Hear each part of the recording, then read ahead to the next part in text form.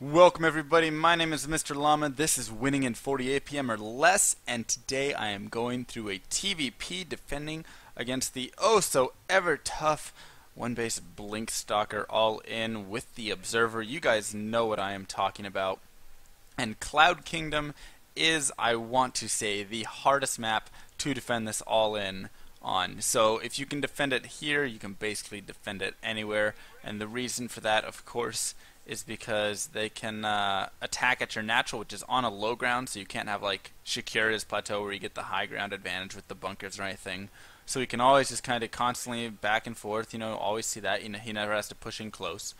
And then, of course, it runs all next to your base, which has such a nice opening for him to jump in. He can blink in over here and sneak around your mineral line.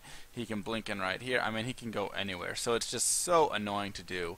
Or to deal with as a Terran player for sure on this map. And if you're a Protoss player, it's actually a good strategy. Like I'm not a huge supporter of going for the crazy all-in, but it's really strong on this map.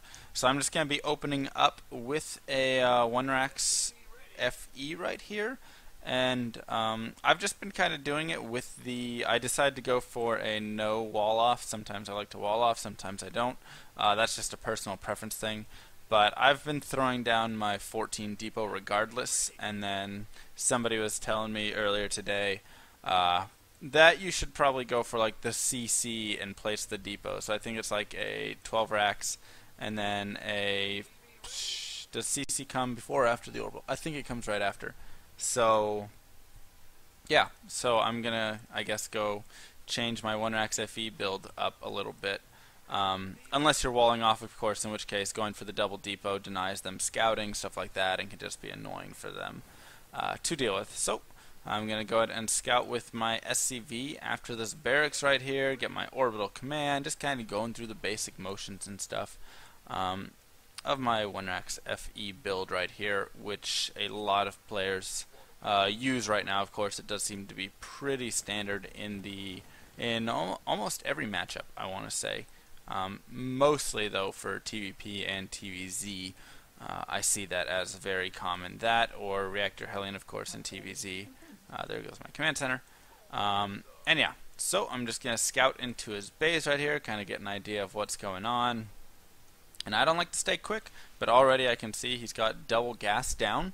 So double gas builds that I can think of if he's not taking that expansion, which he's not one gate FEing because he is on those gas like that, are going to be Dark Templar Rush, Blink Stalker all in, or a Void Ray sort of rush. So those tend to be the three common builds off that early double gas like that. And so I'm going to kind of prepare now for all of those.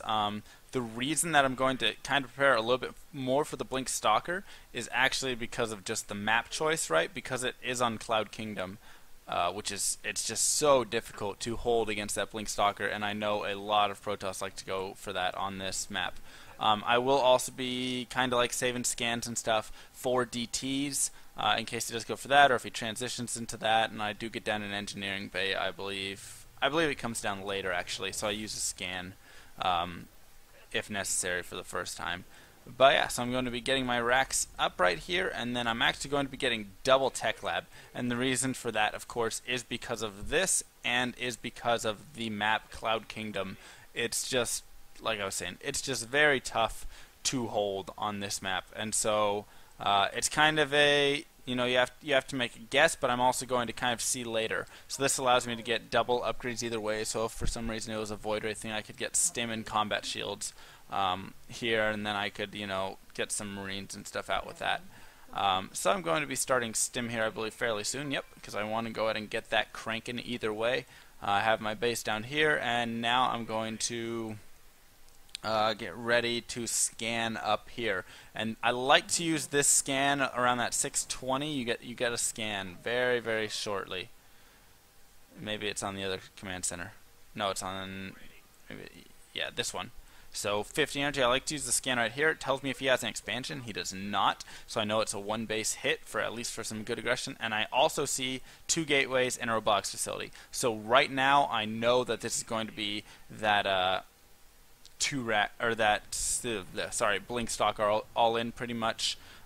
Or it could be, I suppose, some sort of like robo, like immortal gates, one immortal 3 gateway push, something strange like that.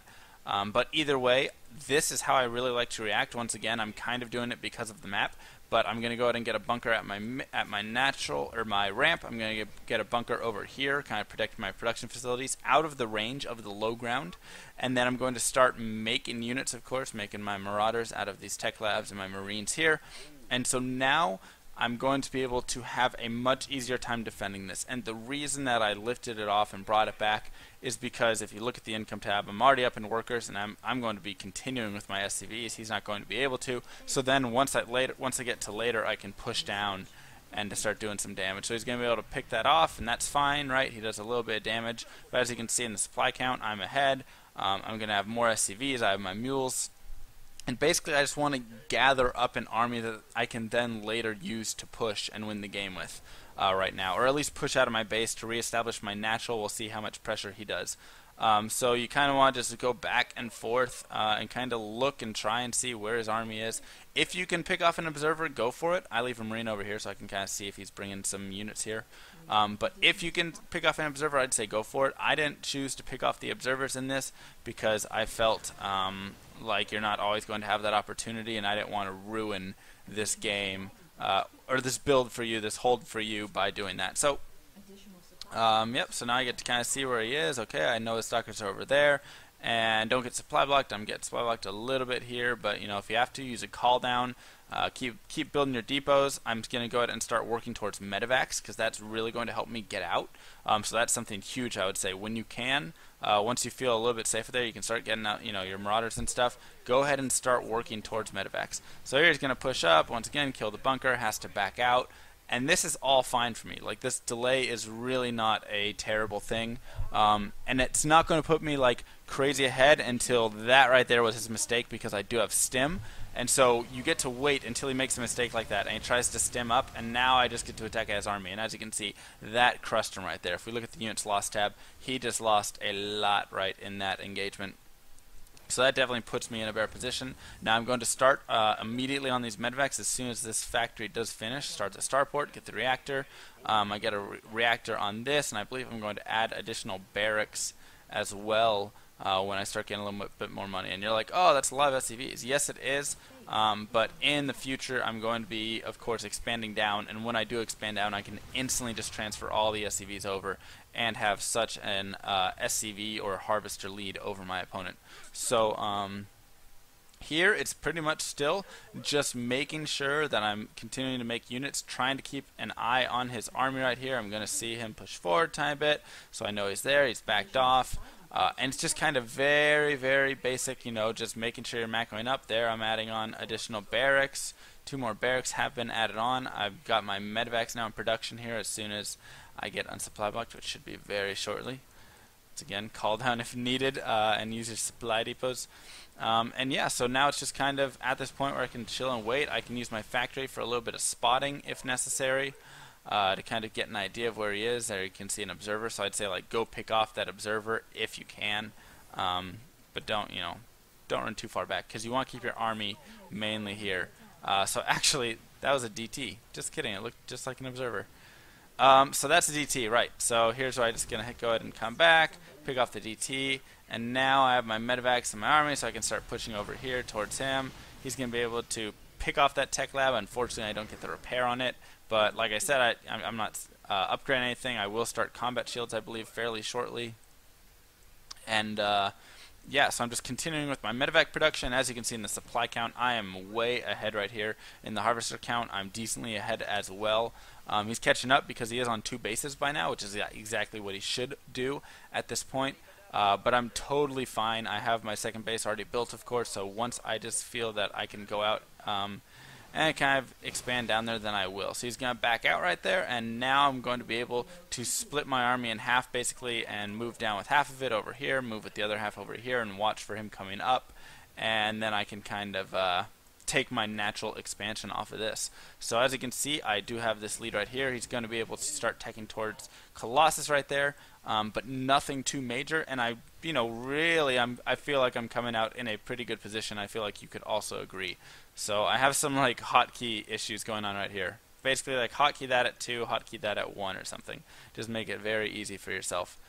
So I try and trick him to kind of come up here. He doesn't though.